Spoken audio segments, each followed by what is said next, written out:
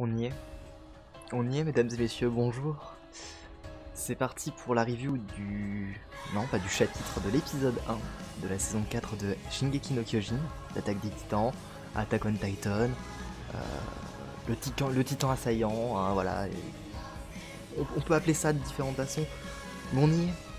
Après pas mal d'années d'attente, enfin quoique, je crois que c'est un an, à peu près, depuis la dernière saison, la diffusion de la dernière saison, après un changement de studio pour l'anime, qui a provoqué des craintes, voilà, de l'appréhension, etc.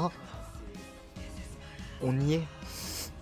Alors, je vais mettre en place un disclaimer pour la totalité des reviews qu'on va faire, mais qui ne va pas vraiment s'appliquer pour cet épisode-là en tout cas. Étant donné que, après réflexion, au moins pour cet épisode, j'ai des choses à en dire aussi sans spoiler, donc voilà. Mais sur chacune des reviews que je vais faire des épisodes qui vont arriver donc de cette saison 4, il y aura une partie sans spoiler, hein, voilà, une partie review classique on va dire, une partie où je vais me permettre d'allègrement spoiler tout ce qui se passe dans le manga aussi. Parce qu'il y a des choses à en dire, voilà, je vais pas rentrer plus dans le détail, mais il y a des trucs vachement intéressants. Bref, on est donc parti. Déjà, alors pour commencer, on va parler de l'opening, hein, dans un premier temps. Opening qui, alors du coup, est sorti en plus un peu en avance, a été diffusé en avance, on va dire, par rapport à la diffusion française de l'épisode, qui n'a pas du tout provoqué de crash sur les serveurs de Wakanim, absolument pas. Mais du coup, bon, j'aime beaucoup cet opening. Alors oui, c'est différent des autres openings. On n'est pas sur la claque que mettait le premier opening de SNK, mais en même temps, c'est quelque chose qui peut arriver qu'une fois, la claque de l'opening d'SNK, le premier opening. Mais je trouve que cet opening colle vraiment bien à l'atmosphère, à l'ambiance globale qu'on va avoir sur cette saison et surtout sur cette première partie de saison. Mais globalement sur ce qui va se passer, on va dire, sur les thématiques de cette dernière saison. Étant donné que c'est un opening qui est assez froid quelque part, assez teinté de désespoir, je trouve. Et bon, qui nous présente vraiment, voilà, c'est des images un peu de guerre globalement, assez, ouais, assez terrible, de l'effondrement de plusieurs choses. Enfin, voilà, c'est assez, bon, voilà, c'est un opening qui est assez terne. J'arrive pas à retrouver le mot qui correspond et il va sûrement me revenir une fois que j'aurai terminé la review. Ouais, non, j'aime bien cet opening, j'aime bien la musique. Je trouve que la musique colle bien aussi du coup à l'opening. Et bon, voilà, comment vous dire la hype que j'ai pour cette saison. Déjà que j'ai une hype pour la fin du manga, mais hein, voilà, qui n'est pas encore terminée au moment où cet épisode est diffusé. Mais c'est vrai que bon, j'ai très très hâte de voir ce qu'ils vont faire parce que on va se régaler, on va se régaler. Là, il va y avoir tellement de trucs trop stylés qui vont arriver dans cette saison que j'ai hâte. Donc, cet épisode numéro 60, donc numéro 1 de la saison 4, reprend les chapitres 91 et 92 du manga. Et ça me fait penser qu'il va falloir que je vérifie un truc pour la partie spoil parce que voilà, on nous a annoncé qu'il y aurait 16 épisodes. Donc on va revenir aussi sur mes prédictions, on va dire, sur là où ça va s'arrêter au niveau de cette première partie, parce que il y aura clairement une deuxième partie du coup pour cette saison 4. Et alors, c'est vrai que, bon, maintenant, moi, ça fait un petit moment que je l'avais vu en manga, et je me rappelle quand même globalement que quand j'avais découvert ça en manga, j'étais un peu perdu, j'étais un peu en mode, d'accord, ok, alors, parce que voilà, on voit, on comprend qu'on est du côté des mares, qu'on passe du côté, voilà, de l'autre côté de la mer, tout simplement, par rapport à avant. Jusqu'à présent, Shingeki no Kyojin, on était du point de vue des Rennes et des Eldiens, hein, globalement. Là, on passe donc de l'autre côté. Comme on le voit donc du côté de Reiner notamment, qui fait son apparition, son retour dans cette saison. Et notamment du coup on nous présente différents personnages qu'on ne connaissait pas jusqu'à présent, à savoir Falco, Gabi, Udo, Sophia, Cord et Magat notamment. Bon, après on nous parle vite fait de Pique et de Galliard. Voilà, bon, Donc, je vais pas trop revenir là-dessus, pas revenir sur eux pour l'instant, mais on nous les évoque. Et globalement, du coup, cet épisode nous met en scène une guerre qui a lieu entre les Mars et le Moyen-Orient, enfin même une alliance, parce qu'on nous parle d'alliance qui a créé des canons anti-titans.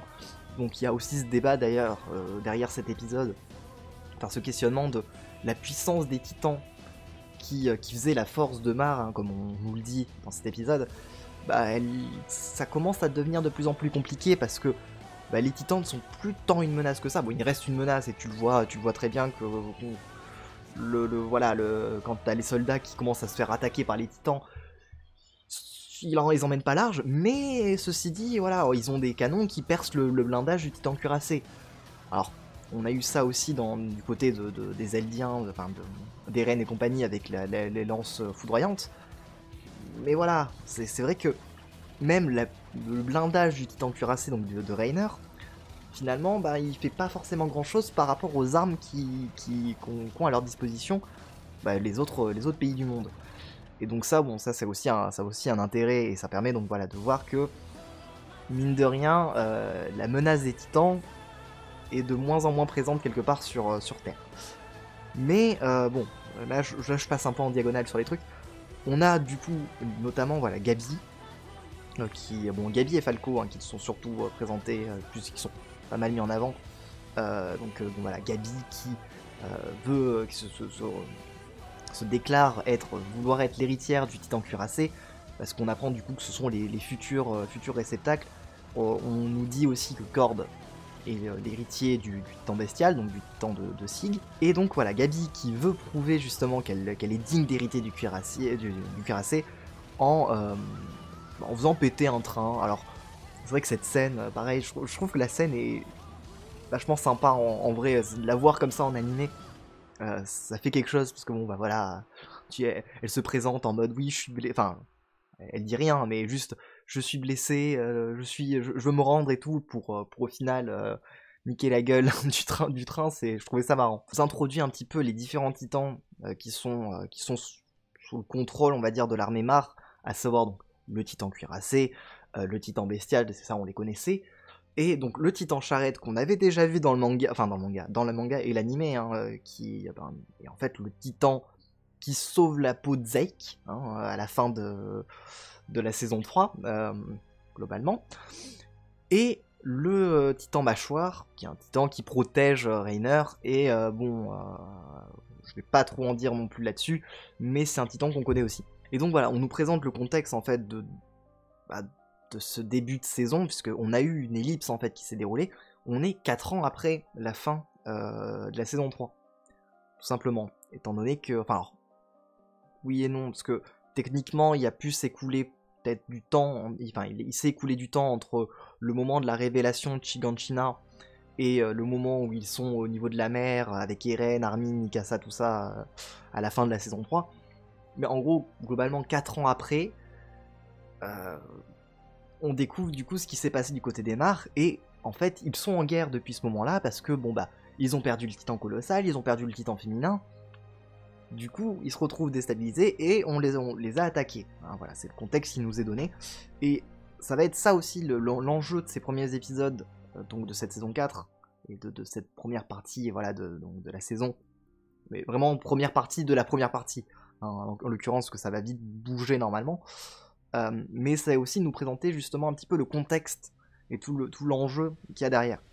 Notamment du coup au niveau des réceptacles, comme on voit Gabi qui dit oui, je vais débarrasser le monde de ces sales démons eldiens, donc qui sont sur leur île, qui nous ont abandonnés, pour libérer les eldiens qui luttent pour racheter l'honneur de leur clan, de leur patrie, étant donné que aux yeux du monde, les Eldiens sont un peuple qui est coupable de nombreux massacres, tout ce qu'on a eu en fait au niveau des révélations de la fin de la saison 3, tout simplement. Et finalement, en fait, on est du coup du côté de Reiner, Berthold, Annie, tout ça, de l'autre côté du mur.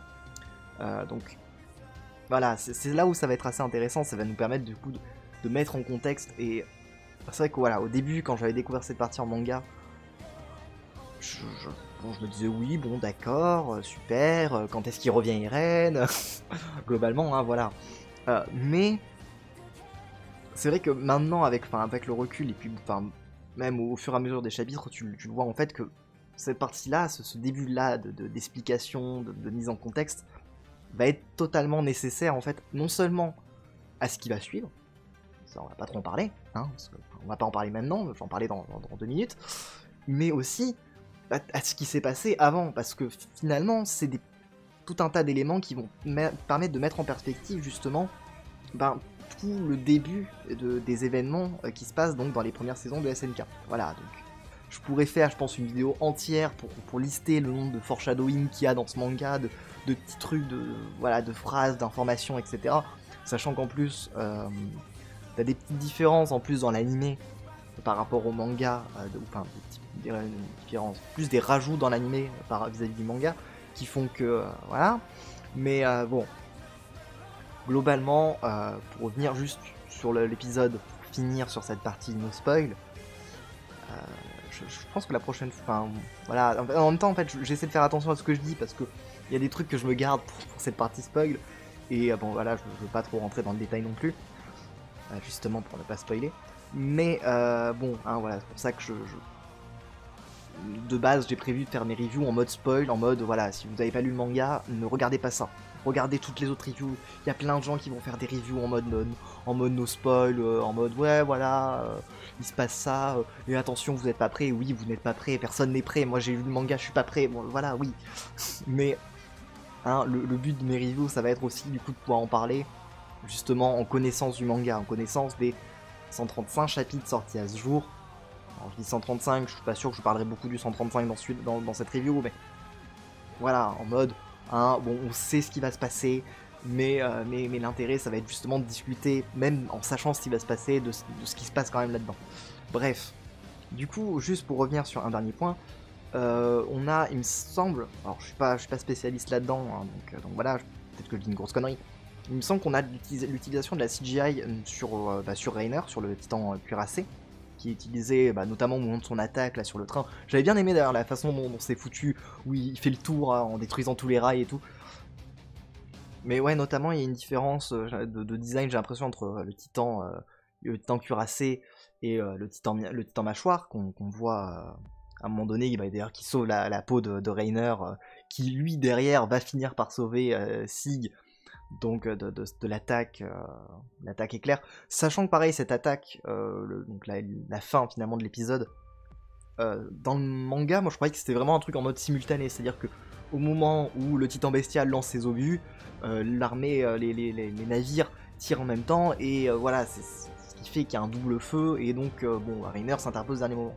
Là où bon, dans l'épisode on voit plus que a priori il tire une première salve, le titan bestial tire une première salve, et ils vont en retirer une deuxième pour en finir. Enfin, ou juste il en tire une, mais il se fait protéger par Reiner avant parce qu'il n'a pas le temps d'attaquer. Enfin, bref. Bon, ceci dit, comme on le voit dans la preview de l'épisode suivant, hein, voilà, Reiner ne va pas en mourir, hein, il va survivre. Voilà, le prochain épisode va nous mener jusqu'à la victoire, entre guillemets, la victoire d'Emar suite à ce combat. Et tout ce qui va en suivre. On voit d'ailleurs un personnage, je ne vais rien dire dans cette partie-là de la vidéo, on voit un personnage récupérer un journal, on ne sait pas qui c'est, mais on sait qui c'est, voilà, hein, ça c'est un truc qui n'était pas apparu dans le manga, qui fait poser quelques questions, même si pas vraiment au final, enfin voilà.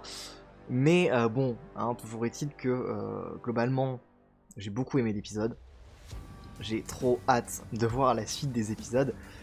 Et maintenant, on va passer en partie spoil. Donc, si vous n'êtes pas à jour sur le manga, si vous n'êtes pas à jour, hein, au moins sur les 134 premiers chapitres.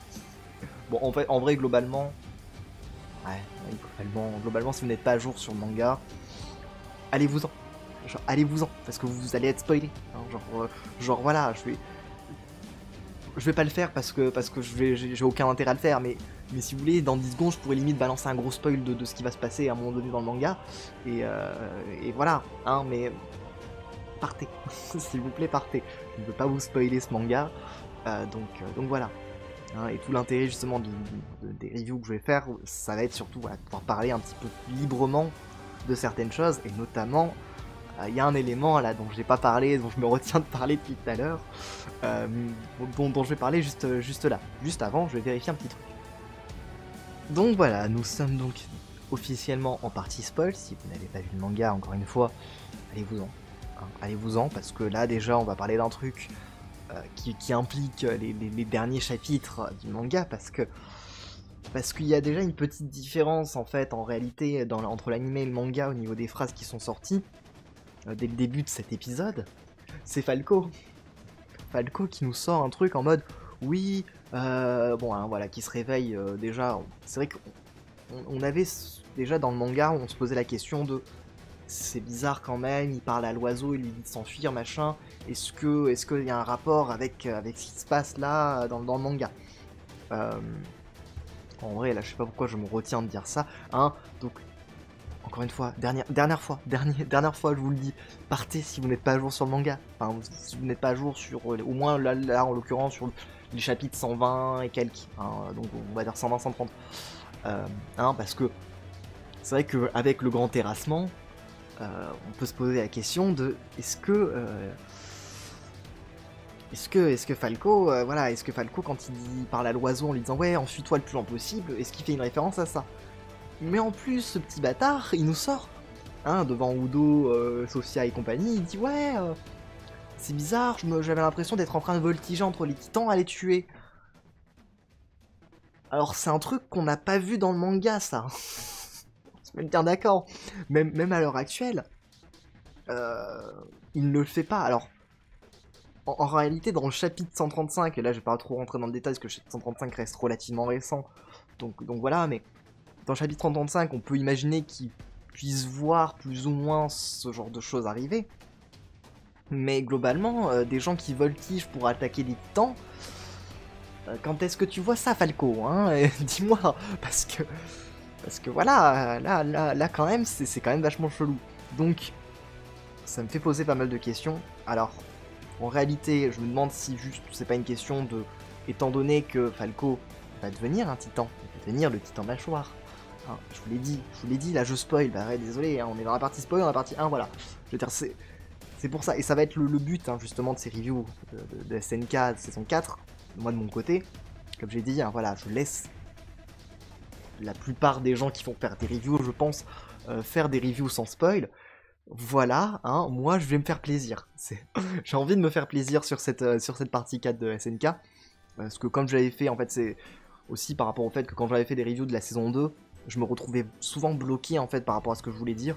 Par rapport au fait que bah, je savais ce qui allait se passer dans le manga, donc j'étais en mode ouais, c'est vachement cool, hein, mais bon, alors ouais, ce qui va se passer dans la suite, non, je vais rien dire, mais je faisais des résumés de l'épisode, donc au bout d'un moment, faire des résumés d'épisodes, c'est sympa, mais hein, voilà, j'aime bien apporter des petits trucs quand même, essayer d'apporter des petits trucs dans mes reviews.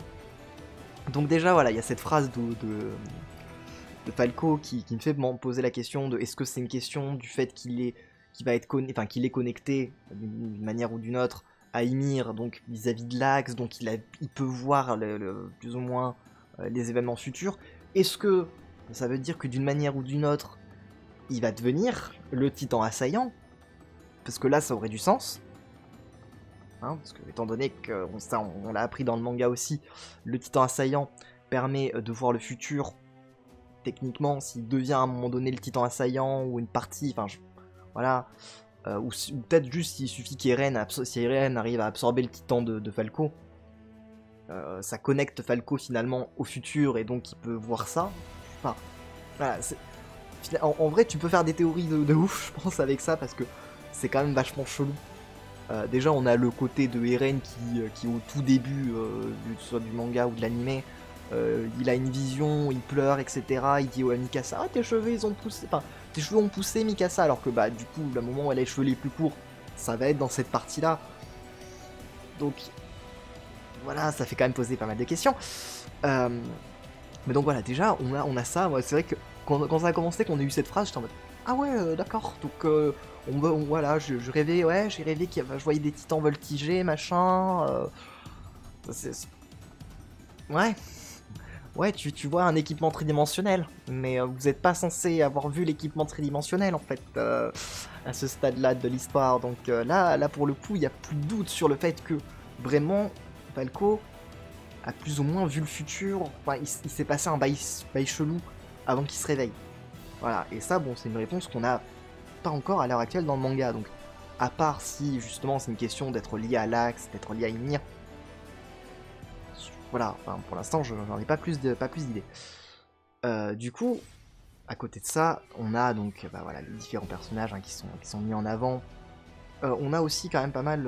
Enfin, c'est vrai que ça j'aurais pu en parler dans la partie non spoil pour le coup, mais on a pas mal de mise en avant, je trouve, de la peur des Eldiens. Tu vois en fait que les soldats Eldiens qui sont bons pour se faire sacrifier, ils sont terrorisés. Tu sens que voilà, qu'ils ont peur, qu'il y en a enfin, il y a qui prient, qui pensent à leur famille, enfin pas qui prient, mais voilà. Tu vois vraiment, tu ressens vraiment la peur et bon bah le fait qu'ils sont utilisés comme des pions par les mares. Après, c'est pareil, c'est des sujets sur lesquels je suis beaucoup plus à l'aise, connaissant le manga, donc c'est pour ça que bon, je préférais en parler dans cette partie-là aussi. Mais c'est vrai que j'aurais pu en parler quand même avant. Et je trouve que ouais, c'est vachement bien dépeint en fait le côté, bon bah voilà, les Eldiens qui sont utilisés par les mares, et donc enfin le fait que les mares finalement commencent à répéter les erreurs du passé. Ensuite, je voulais quand même revenir aussi sur Reiner, notamment. Reiner, Gabi, en vrai, je vais revenir sur différents persos, comme ça me permet aussi de donner ma position sur ces personnages-là, étant donné que voilà, parce que Gabi, on va commencer avec Gabi, donc finalement j'ai très peu parlé en fait dans la partie non spoil, mais Gabi c'est un personnage au début, quand on la découvre en manga, je l'aimais pas, je la supportais pas, mais elle est insupportable, au secours, et en fait c'est un personnage que maintenant j'apprécie beaucoup. Et que je trouve vachement intéressant parce que finalement, à un moment donné où il y a un moment donné, elle me faisait vachement penser à Eren, parce qu'il y a certains côtés sur lesquels elle me fait beaucoup penser à Eren, notamment sur sa détermination, sa volonté de changer les choses, etc., de se battre. Et en même temps, il y a d'autres côtés sur lesquels elle me fait beaucoup penser à Reiner, mais notamment bon Reiner qu'on va découvrir après, le Reiner qui, enfin on va découvrir après, le Reiner plutôt enfant qui était justement convaincu que les Eldiens étaient des démons, qui devait faire sa mission, qui était déterminé justement. C'est le point sur lequel Reiner était au-dessus de ses camarades, c'était sur son allégeance au Mar quelque part. Et on voit que Gabi effectivement niveau allégeance au Mar, aux idées Mar sur les Eldiens, elle est à fond dedans, il n'y a pas de souci. Et justement, bon bah, un gros parallèle entre Reiner et Eren dans tout le manga. Et du coup, bon bah, le fait que Gabi soit une transposition un petit peu de ces deux personnages-là, ça fait sens, sachant que, en plus, Gabi est la cousine, si je dis pas de conneries, de Reiner, tout comme Falco est, alors pareil, là pour le coup, je dis peut-être une connerie, mais en tout cas, il est de la même famille qu'Eren, il me semble que c'est plus ou moins son cousin aussi, hein, donc t'as aussi un autre parallèle qui se forme entre ces deux personnages, voilà, hein, c'est quand même, je trouve assez intéressant. Sachant que bon déjà tu commences à voir aussi Falco qui rougissait hein, vis-à-vis de Gabi. Donc de toute façon l'intérêt, le love interest de Falco vis-à-vis de Gabi est de montrer de toute façon assez clairement dès le début de cette partie. Hein, voilà. Ça va évoluer dans ce sens-là aussi, tout au long de la suite. Mais ouais, donc Gabi c'est vrai que ouais, c'est un personnage qu'au début j'avais du mal. Et c'est un personnage qui finalement je trouve évolue énormément dans son dans sa évolue énormément dans sa philosophie, dans sa façon de penser au fur et à mesure du manga. Alors je sais pas si on verra ça du coup d'ici la fin de cette partie là, mais globalement c'est vrai que bon bah notamment il va y avoir toute la partie avec la famille de Sacha qui ça va me faire mal au cœur quand je vais revoir ça. mais voilà, parce que voilà, il va y avoir des scènes, j'ai vraiment hâte de les voir, et c'est vrai que Gabi, un personnage qui au début je l'aimais pas du tout, et au fur et à mesure là qu'elle a avancé dans le manga, c'est un personnage que j'apprécie de plus en plus. Alors là, sachant que bon Falco, lui c'est le bon gars, lui c'est le mec qui se fait un peu, enfin il se fait manipuler, mais je veux dire, il est droit dans ses bottes, machin, et voilà, ça c'est un bon gars. Donc Falco, c'est facile de l'apprécier globalement.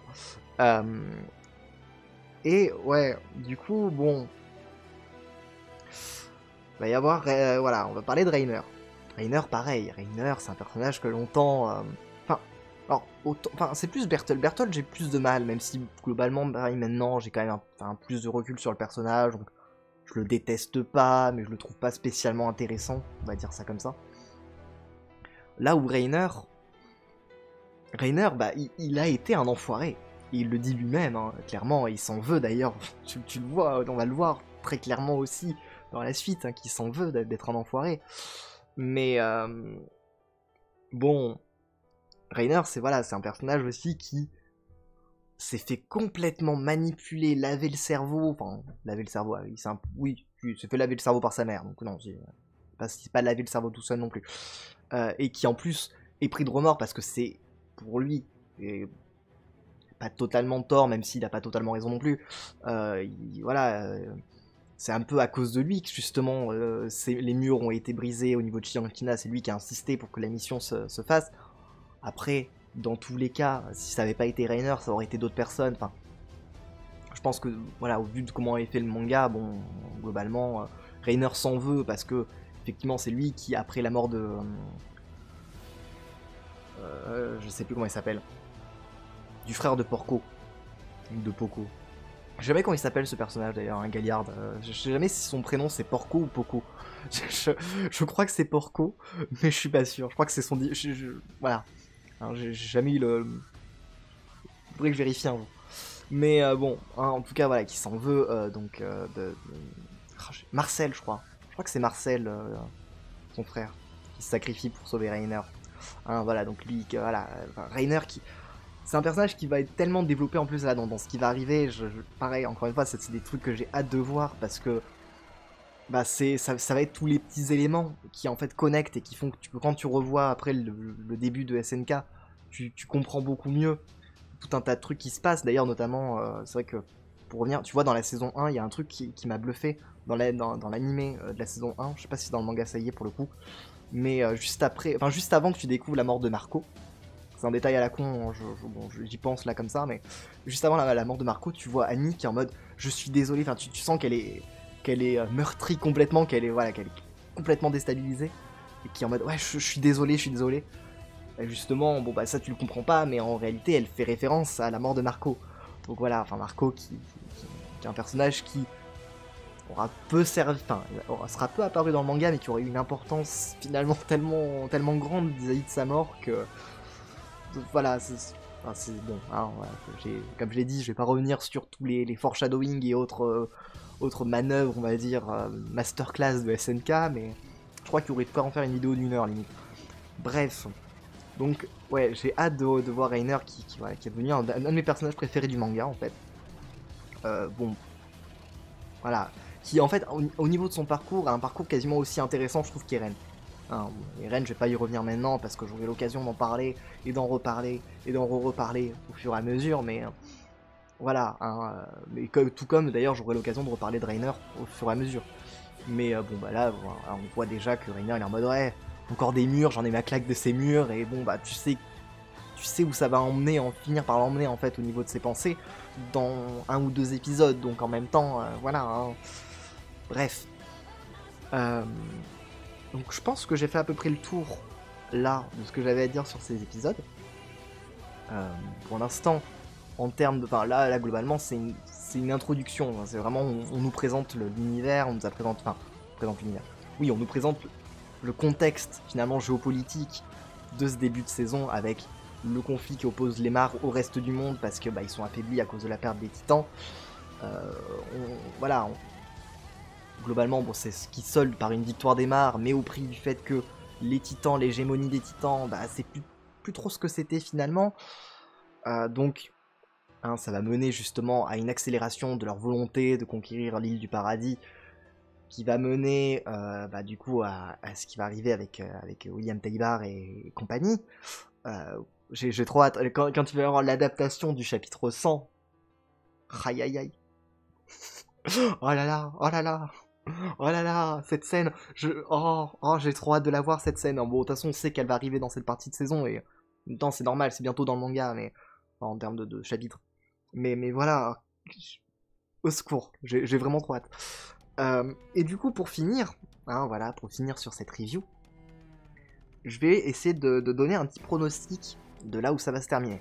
Parce que alors, au tout début, avant que ça soit annoncé, j'ai très naïvement pensé, je me suis dit, ah bah ça va se finir plus ou moins à la fin de l'attaque de Revelio, quand il va y avoir la mort de... Je sais pas pourquoi, ça fait mal de le lire. Hein, mais voilà, quand Sacha va se prendre une balle, ça va être terrible. Ça va être terrible, ça. Oh là, je vais pas aimer ce moment. Je vais vraiment pas aimer ce moment. Je pense que pas beaucoup de monde va aimer ce moment. Mais pareil, d'ailleurs, la mort de Sacha, on y reviendra, hein. Quand ça va arriver, on y reviendra dans la partie spoil, mais c'est un truc où je me disais, mais pourquoi elle, pourquoi Sacha, bordel, pourquoi? Et en fait, bah quand tu vois la suite, bah ouais, il fallait que il fallait que ça tombe sur elle en fait, par rapport à tout ce que ça raconte. Voilà, bref, hein, mais ça je reviendrai dans le détail plus tard, hein, parce qu'on aura l'occasion d'en reparler. Mais du coup, bon, ça me paraît très peu probable que ça se termine au niveau de l'attaque de Revelio parce que bon, on a 16 épisodes qui ont été annoncés pour cette partie. Bon, je sais plus vers quel chapitre ça se termine, mais ça se termine vers les chapitres 103, 104, je pense, globalement, au niveau de l'attaque de Revelio. Donc, bon, ça me paraît court.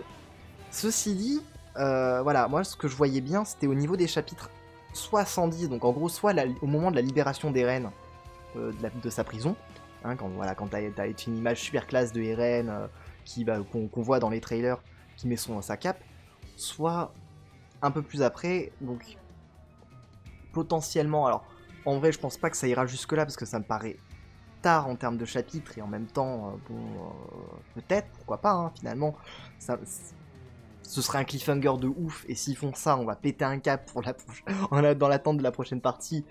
Mais je me dis, en même temps, c'est peut-être une bonne coupure, ce serait donc au moment justement de l'assaut du reste du monde contre l'île du paradis. Donc en gros, au moment où t'as Eren qui dit à Pieck, ouais, montre-moi où est l'ennemi, qu'elle montre Eren, et donc tu vois après toutes les forces de Mar qui arrivent.